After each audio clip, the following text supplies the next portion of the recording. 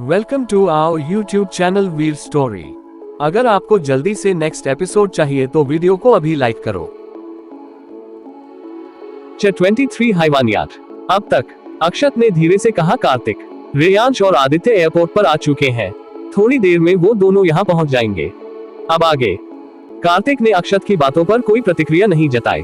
वो बेला और बर्तिका की पुरानी यादों में खोया हुआ था। बेला मुस्कुराना, बर्तिका की मासूमियत, एक एक उसे वो सारे पल याद आ रहे थे जो उसके लिए सबसे ज्यादा खास थे। बेला के चेहरे से होते हुए कार्तिक की आंखें नीचे की तरफ गई और बेला के पेट नजर पड़ते ही कार्तिक की मुठ्ठियां और ज्यादा कस गई।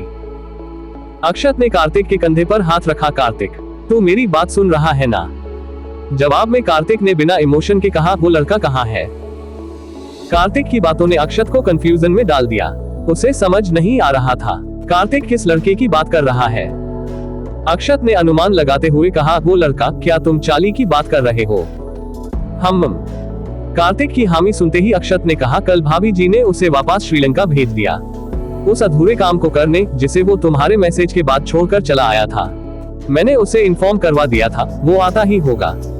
जिस दिन एमा ने बेला की बाजू में गोली मारी थी उस दिन चाली तक ये न्यूज पहुंचने वाला इंसान कार्तिक ही था। उसने बेला को प्रॉमिस किया था कि वो खुद एमा को नुकसान नहीं पहुंचाएगा और बेला ने चाली तक ये न्यूज जाने से रोकवा दिया था। इसीलिए उस रात बेला के सो जाने के बाद कार्तिक को चाली को मैसेज करके इस बारे में बता दिया था। फिर क्या था, चाली उसी रात ही श्रीलंका से वापस आ गया और उसने भी एमा की बाजू में गोली मार दी। हर बार की तरह बेला ने इस बात को भी उसकी नादानी समझकर नजरअंदाज कर दिया और कार्तिक का काम भी निकल गया। धीरे धीरे सारे रिश्तेदार और बाकी लोग भी के मेंशन आने लगे थे। रिचर्ड फैमिली को अक्षत ने वहां आने से मना कर दिया था क्योंकि उसे डर था कि कहीं एमा की वजह से कार्तिक उन लोगों के साथ भी ना कुछ गलत कर बैठे। अचानक अक्षत का फोन रिंग हुआ। अक्षत ने कॉल रिसीव किया। फोन की दूसरी तरफ से रॉय की घबराई हुई आवाज आई, अक्षत सर, बॉस के डेथ की न्यूज सुनते ही उनके दादाजी और मॉम को हार्ट अटैक आ गया। दादाजी तो ऑन द स्पॉट ही चल बसे मगर बॉस की मॉम अभी एडमिट है। उनकी कंडीशन भी बहुत ज्यादा खराब है। रॉय की बात सुनते ही अक्षत ने अपनी आंखें बंद कर ली। रिचर्ड फैमिली में बेला के अडॉप्टेड पेरेंट्स का भी यही हाल था। बेला के डेथ की न्यूज सुनते ही मिस्टर फ्रैंक, जो काफी दिनों से बीमार चल रहे थे, उन्होंने अपना दम तोड़ दिया और मिसेज लीना की कंडीशन भी बहुत ज्यादा क्रिटिकल थी। साफ शब्दों में कहा जाए तो बेला की मौत ने न सिर्फ कॉर्पोरेट वर्ल्ड में ही बल्कि Richard, Raichand, Kapoor, UAE royal family और ब्रिटिश रॉयल फैमिली भी भूचाल ला दिया था। सब कुछ उथल पुथल सा हो गया था। दूसरी तरफ किसी ने लात मारकर किसी क्लब के प्राइवेट रूम का दरवाजा तोड़ दिया। अंदर मौजूद एमा उस इंसान को देखते ही सहम गई और उसके मुंह से बस एक शब्द निकला, चाली। चाली, जिसकी खूनी लाल आंखें हैवानियत भरी हुई थी, उसने एमा को जानलेवा नजरों से घूरते हुए उसकी तरफ कदम बढ़ा दिया। चाली के हाथ में चमचमाती चाकू थी जो एमा के रोंगटे खड़े करने के लिए काफी थे। एमा ने काउच पर पीछे की तरफ खसकते हुए कहा, चाली, देखो, मैं मुझसे दूर रहो। तुम मेरे पास मत आओ, मैं तुम्हें जान से मार दूंगी। एमा की बातों को नजरअंदाज करते हुए चाली ने कॉफी टेबल पर एक जोरदार लात मारा जिससे उस कांच की कॉफी टेबल के टुकड़े टुकड़े हो गए। एमा अब बुरी तरह कांपने लगी थी।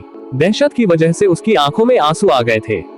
चाली ने अपना एक पैर काउच पर रखा, फिर उसने एमा का बाल बेरहमी से दबोचते हुए कहा, बहुत अच्छा गेम खेला तुमने। पहले मरने का नाटक किया और फिर उसी इंसान को मार दिया जो तुम्हारी शील्ड थी। चाली, मैं। एमा ने कुछ बोलने के लिए अपना मुंह खोला, तभी चाली ने एकदम से चाकू उसके मुंह में घुसेड़ दिया। चाकू की नोकीली धार एमा की स्किन को चीरते हुए सीधा आर पार हो गई। पूरा प्राइवेट रूम एमा की खौफनाक चीखों से कांप उठा। इसके बाद चाली लगातार पागलों की तरह एमा के चेहरे पर खंजर से वार करने लगा। देखते ही उस प्राइवेट रूम की दीवारों पर खून की छींटे के साथ ही मांस के छोटे छोटे टुकड़े भी चिपके लगे। वहां की हवा में ताजे खून की तेज गंध घुली हुई थी। एमा के चीखे बंद होने के 1 घंटा बाद तक चाली उसके मुंह पर बगैर रुके खंजर से वार करता रहा।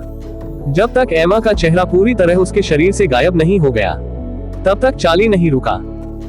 आखिर में चाली ने खंजर फर्श पर फेंक दिया और खुद काउच के सहारे फर्श पर बैठ गया जहां खून ही खून फैला हुआ था। चाली कुछ पल तक खालीपन के साथ दीवार को घूरता रहा, फिर अचानक उसके आंखों से आंसू को बूंदे गिरने लगी। चाली ने अपना सर घुटनों में छिपा लिया। जो कमरा थोड़ी देर पहले तक एमा की खौफनाक चीखों से था,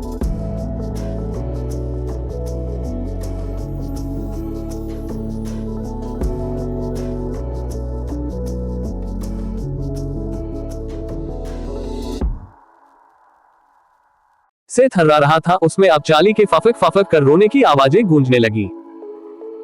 कुछ वक्त पहले तक जो चाली हैवानों की तरह एमा को मारे जा रहा था, अब उसकी हालत उस बच्चे की तरह हो गई थी जिसने अपना सब कुछ खो दिया हो। जिस चाली के लिए आंसू भावनाएं नहीं बल्कि कमजोर लोगों की पहचान थी, आज उसके आंसू थमने का नाम नहीं ले रहे थे। के मेंशन। अंतिम संस्कार की सारी विधियां संपन्न हो चुकी थी।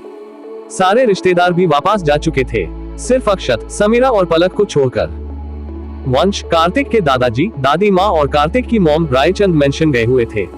वहां भी बेला के दादाजी के अंतिम संस्कार की तैयारियां ही चल रही थी। दादाजी बेला और बर्तिका की मौत के सदमे को बर्दाश्त नहीं कर पाए थे। लिविंग एरिया में इस वक्त कार्तिक बिना भाव के काउच पर बैठा हुआ था और आदित्य उसकी गोद में बैठा सुबक सुबक कर रो रहा था। रोने की वजह से आदित्य का छोटा सा चेहरा लाल हो गया था। उसकी काली सफेद आंखें भी सूजकर सुर्ख लाल पड़ चुकी थी। कार्तिक ना ही आदित्य को रोने से रोक रहा था और ना ही कुछ बोल रहा था। जब से उसने बेला, बर्तिका और अपने अजन्मे बच्चे की डेड बॉडी देखी थी, तब से उसके मुंह से कुछ गिने चुने शब्द ही बाहर निकले थे। आदित्य ने लगातार कई घंटे रोने के बाद कार्तिक के सीने से अपना सर टिकाकर आंखें बंद कर ली। हालांकि बता पाना मुश्किल था वो सो रहा है या फिर बेहोश हो गया है। आदित्य की हलचल बंद होते ही कार्तिक ने अपनी पलकें झुकाकर आदित्य की तरफ देखा। आदित्य के मेसी बाल उसके माथे पर बिखरे हुए थे। उसके चेहरे पर छोटे बच्चों जैसी मासूमियत थी। कार्तिक ने आदित्य का माथे पर बिखरा हुआ बाल संवारना चाहा। उसकी उंगली जैसे ही आदित्य के माथे में टच हुई, वैसे ही कार्तिक का ब्लैंक चेहरा डाक पड़ गया। कार्तिक ने आदित्य का पूरा चेहरा और बॉडी छुआ। आदित्य का शरीर गर्म लावे की भांति तप रहा था, शायद उसे तेज बुखार था। कार्तिक तुरंत आदित्य को अपनी गोद में ही लेकर उठा और उसने अपने कमरे की तरफ कदम बढ़ा दिया। कमरे में दाखिल होते ही कार्तिक की नजर रेयांश पर गई, जो चुपचाप बालकनी में बैठा हुआ था। कार्तिक ने आदित्य को बेड पर सुलाया, फिर उसने फोन से किसी का नंबर डायल करते हुए बालकनी की तरफ अपना कदम बढ़ा दिया। आगे क्या होगा जानने के लिए टू बी कंटिन्यूड।